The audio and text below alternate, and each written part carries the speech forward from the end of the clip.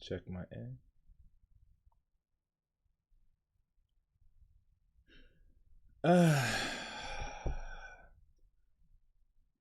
Zero ends.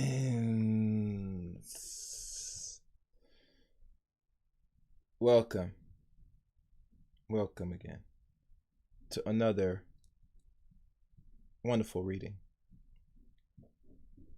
I am known as Zero Ends here. And today's stream is a conclusion, or actually, it's not really a conclusion, but it is a section of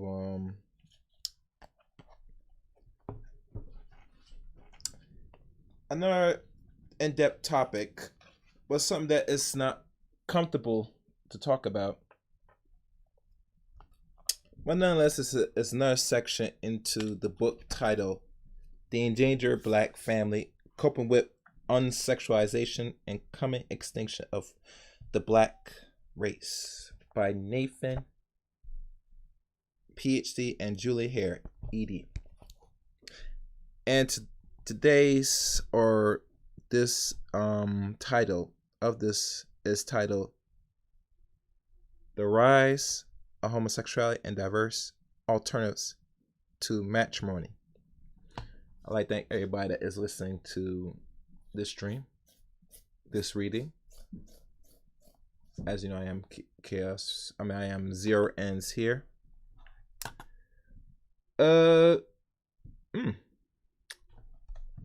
So don't be hesitant. If you are new to this channel, please hit the subscribe button. Hit the top bell, not the middle bell, the top bell, when you know there is a actual live stream or upload on Zero Ends channel. Also, during every upload live stream, leave a comment. I want to hear from you, thoughts and opinions of what you heard, what was read. And as you come in, or you go back to this recording, hit that like button. And, you know, like always, this is more based on the educational piece. This is dealing with certain books and certain articles that will be discussed here on Zero Ends channel. So, you know, this is more of a learning channel. Nothing more that's going to be entertaining. It's not going to be what we call it, something that people are going to laugh, giggle. This is more of a serious channel. This deals with the information and information alone. And like always, you want to take the time out your day to really read the book itself or the articles to get more broader perspective. I think one of the few things that we lack as a community, or just people in general, is we don't like to appreciate information that's either in front of us or the information that we learn in the so-called miseducation system. And as y'all know, the miseducation system does not really teach people. It's more of an indoctrination. It's something that's better to suit you to be more of a consumer than an actual producer, or either be both. Nonetheless, the society shapes people by shaping their minds, and by controlling what you think, the body, your actions will follow. So as I'm looking right now, I see a few people watching. Not much, but they'll eventually come around. Let's look. So and another thing, this is a very short section of this chapter. So, you know, it won't be a long stream. Probably just a few pages here and there. I might give commentary at the end of this, but we'll see how things go. So let's not hold anybody else's time. No further ado, let's get into the reading. The Rise of Homosexuality and Diverse Alternatives to Matrimony.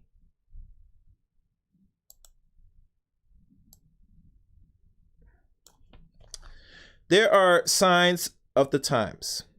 The economic structure is falling. Our physical capacity, our daily corrode, and with these things, our abilities to content and cope in a decading and decadent society is all but paralyzed. Let us repent. The liberal, radical, moderate establishment coalition holds out tremendous solutions to our family desegregation that are not corrective, but mere extensions of the problem. For instance, anti-male feminists, indeed anti-material feminism, ultra-permissive, childbearing, the romanticizing of a single parenthood, unisexualism, and unisexualization. Understand that we have not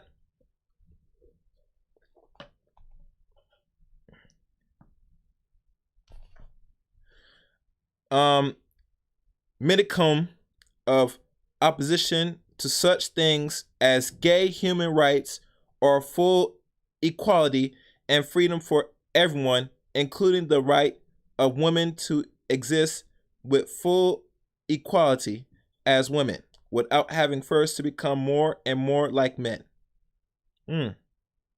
Similarly, there is nothing wrong with being a single parent, for instance, though everybody knows that parenting is hard enough for two or more these days, but there is something wrong with the fact that Black women, through no real choice of their own, are more frequently relegated to the conditions by comparison because of some other race depletion of their male supply.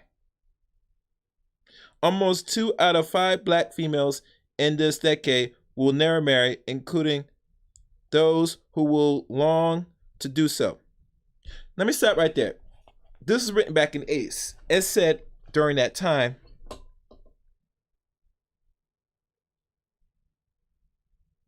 it said 2 out of 5. Now, I think it's down to 1 out of 4, I believe. I could be wrong. Yes, I'm right. 1 out of 4 now will never marry now, because this is now 40 years or 36 years past since the written of this book. So now the number actually widened the gap now. Once it was 2, now it's only 1. And that is done by design. If y'all recall in previous chapters, that everything you see in this environment, if you're a Black person, is structured for not your preservation, but for your own ultimate control and eventual demise if you're not careful. So let's go on. Taken collectively, the above solutions will have the sinister effect of further splitting or unclearization of the family unit, or nuclearizing the family unit. They are but unconscious adaptations to the demand of the post-industrial society. A pre-residential committee, moreover, has recommended that we let the cities that we foster and promote contractually mass migration from regions to regions, whoever the job market takes us.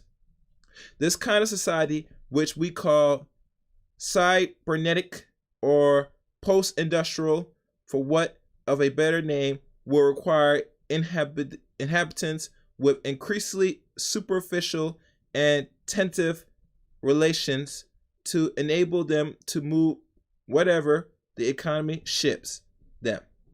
This is but a continuation to the final stage of what we have called mass urbanization.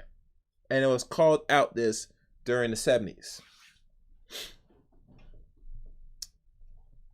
The cybernetic society will demand, indeed is already producing, an ever more atropous family system or amorphous family system.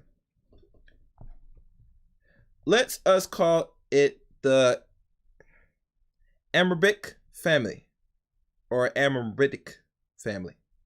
Whenever epiroles unions such as shacking are the norm, doing your own thing and living to be by yourself, it is amorbic because it has no clear permanent form of shape or fashion.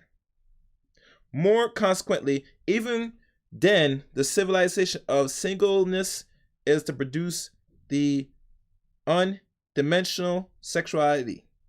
However, or I should say, Herbert Marcus had seen the anticipation much of this in his One-Dimensional Man and Eros and Civilization of People.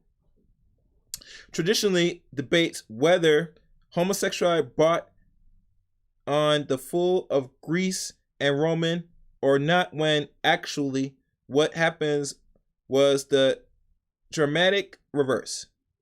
Whenever a society such as ancient Greece or the Western world of today is in a state of decade or long-term disarray, norms and values are confused and chaotic, and people are alien and set apart from their natural origins, there emerge a breakdown in childbearing and socialization, the capacity to near children and usher from into maturity.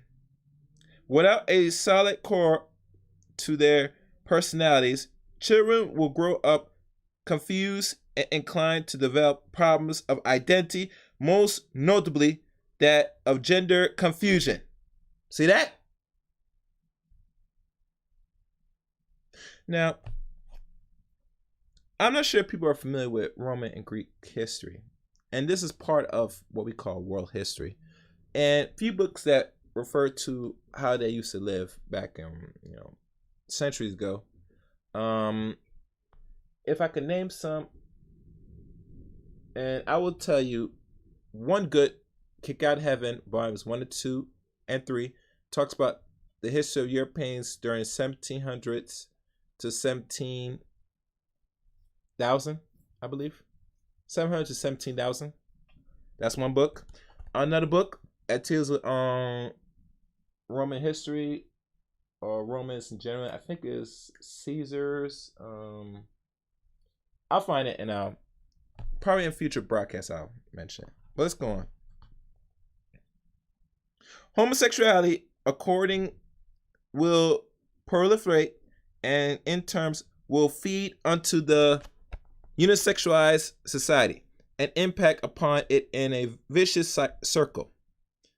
An article in American Journal of Psychotherapy has charted the particular of the institutionalization of homosexuality in the United States and the Western world, laying bare and citing names, dates, and place in the politics of the normalization of homosexuality that occurs in the 1970s so-called sexual revolution.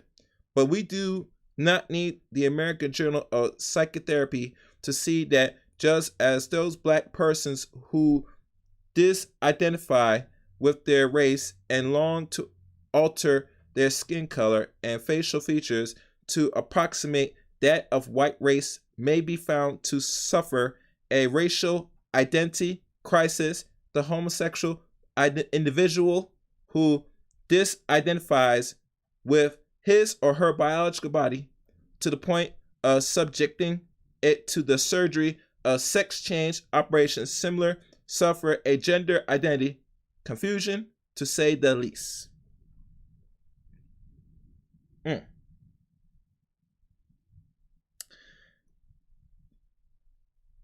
Hold on. Please. So we will not need to engage in endless debate about the pros and cons of homosexuality. And I agree with the author in this because this is a strategy push. It's orchestrated. by design going on 51 years ago. It started really to start taking more of a aggressive push in the 70s. Started in 1969 and throughout the 70s to really start to make a narrative push it more. Up until we get to the 90s with the help of, imaging, television particularly. And you see it more and more even now going on to the 21st century. But don't take my word for it. You can see for yourself. All right, let me see. We know that homosexuality does not promote black family stability and that it historically has been a product largely of the Europeanized society. On the other hand, and this is crucial, we will refuse to embark upon one more tangent of displacement, contempt, and misdirect scorns for the homosexualized black brother or sister, or derive them over to the camps of the white, liberal, radical, moderate establishment and correlation. What we must do is offer the homosexual brother or sister a proper compassion and acceptance without advocacy. We might not advocate, for instance, the religion of Morism or venereal disease, laziness, or gross obesity. But we would nevertheless not toss a brother or sister so characterized completely out of the family. Some of them may yet be saved. And yet we must declare upon warfare upon source of our brothers and sisters confusion.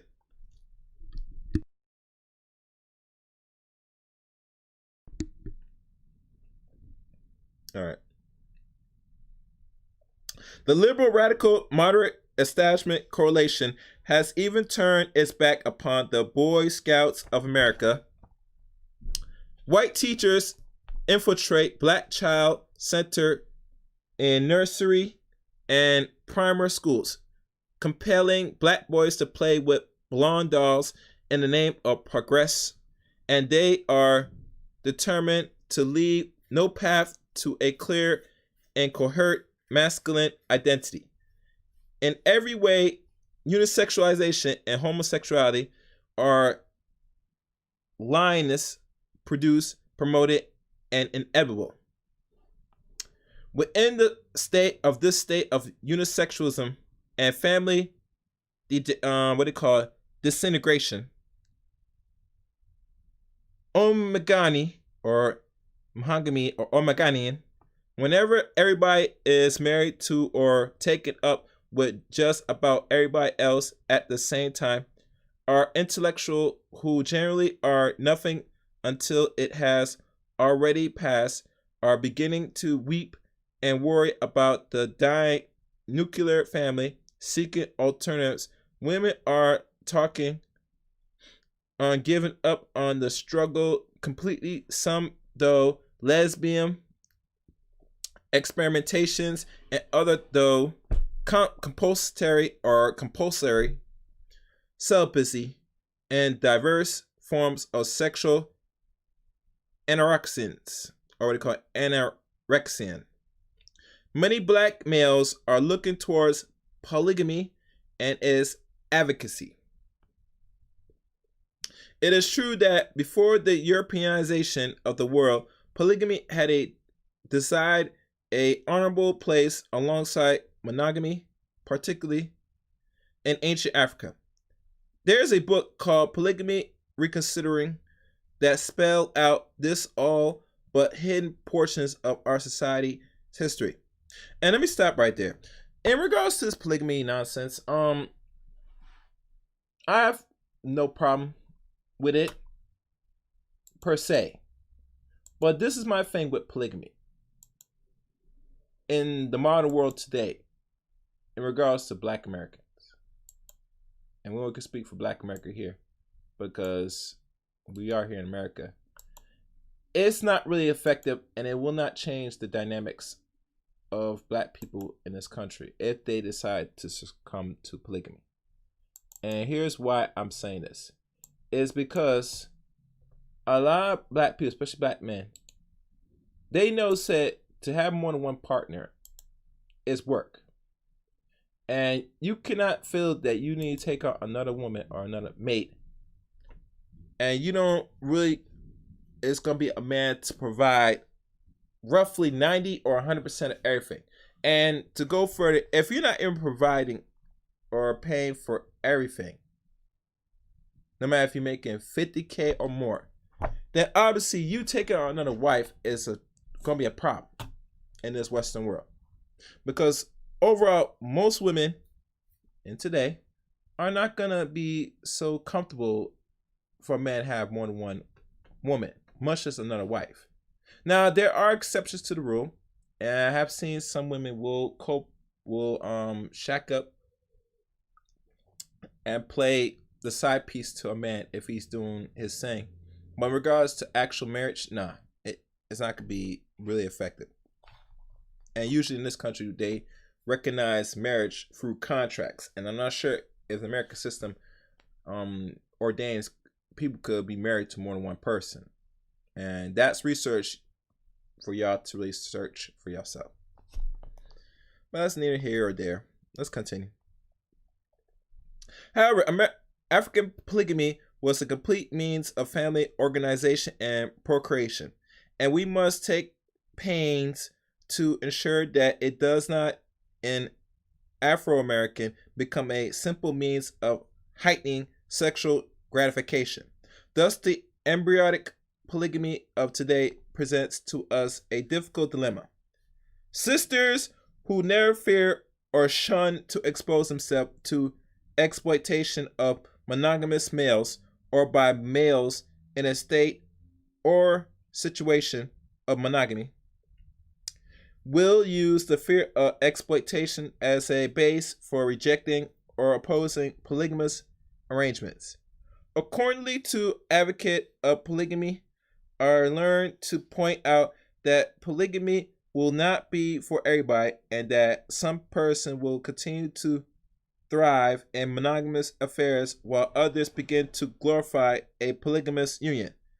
Too many brothers, however, lacking in the routines and guidance of an unbroken tradition and culture of polygamy, too quickly enter it by the back door. Rather than finding women who have and can realize the potential economic and collective benefits of polygamous arrangements and uniting with them in a bond of matrimony, too many brothers will enter a marriage, then find themselves, after years of contradictory monogamy, to be torn by a preference for polygamy. They face the difficulties of persuading their monogamous mates to cross over to their way of thinking. However, rather than taking up this challenge of advocacy and persuasiveness, at least with their own mates, before embarking upon a concrete application, they will tend to find themselves with a willing other woman and the grueling challenges of converting the monogamous wife. Thus, the advocate of polygamy or of more enlightening among them are wise to quickly lay down the rules that the women must do the choosing of one another, not the brother. And which I agree with this section. Because women have to agree, if you as a man, depending on your situation economically or etc., your wife should determine if you should have another wife or not. And I'm not opposing to that. If a man said that he's gonna have a wife and a woman doesn't really have the authority to check on it and feel it's okay and she's comfortable with, you as a woman, you should not deal with that man. You should not be in that relationship. At the end of the day, you gotta deal with another person that's gonna be in ironic in competition with you in regards to time and energy with that mate. So you do hold the power, ladies. Keep that in mind. So let us not be afraid to consider every alternative to our current plight. At this time, we will not be intermediate by rigid theoreticalism or either side. Any form of marriage must serve in part this traffic light function in order to curb man's desire for sexual variety. In the interest of his and everybody's need for psychological and social stability, history has shown us that the only real mistake that an oppressed individual or people can make is to do nothing to seek social change.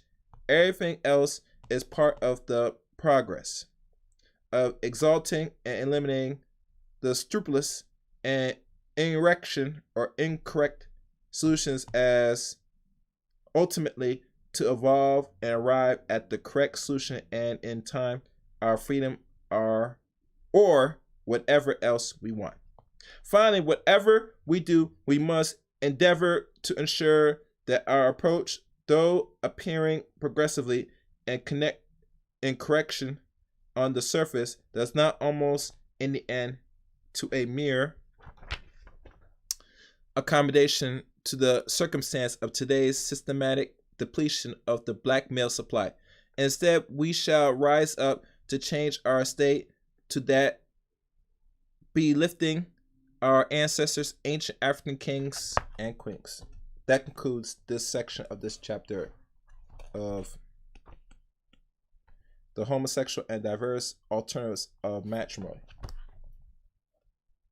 And this is the thing I will say in regards to all this. My conclusions to this is that when a society starts to crumble and goes to its decline, homosexuality arrives.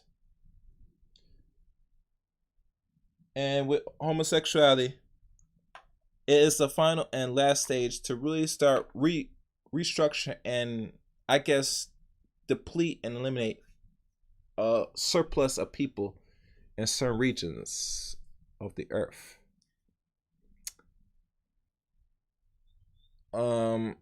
Y'all know already about all establishments from BLM, etc. They said it even itself that is not inclined dealing with families or the advocacy of the opposite sex. And it goes back to the point that was written in the same book back in '84. It tells the agenda. It lays it out clear as day. Even with homosexuality, it never did serve no purpose to society. It's all Roman, Greek / Eurocentric culture and behavior in normal ways. And here's a saying I will leave y'all with this. During the time of Rome's rise and decline, one of the issues they have is that the men of that group were engaged in degeneracy with amongst each other, boy love, all that stuff. And their population started to stifle, which it was on a very much decline. And because the same governors and whoever ruled Rome at the time had to put laws in place to get their Roman soldiers to copulate and interact with women. Today, in the 21st century, you don't see that at all because it is designed for one purpose and one purpose alone, and that is to eliminate as much people as possible. And usually they start off with the men of the group. Usually they try to take as much of the black male populace, water them to the point where they're least effective, and in terms, it will leave a large pool of women, because women are always more than men, as y'all know, to fend for themselves, operate in that environment, and even go as far as maybe have to raise babies if they're lucky to get copulated by the men of this group by themselves. So that is all I'm gonna say. I'm gonna leave y'all to ponder on that. Thank you for listening to this reading. be on the lookout for the next chapter. Until then. Oh, and one other thing. Make sure you leave a comment at the end of this podcast / live stream.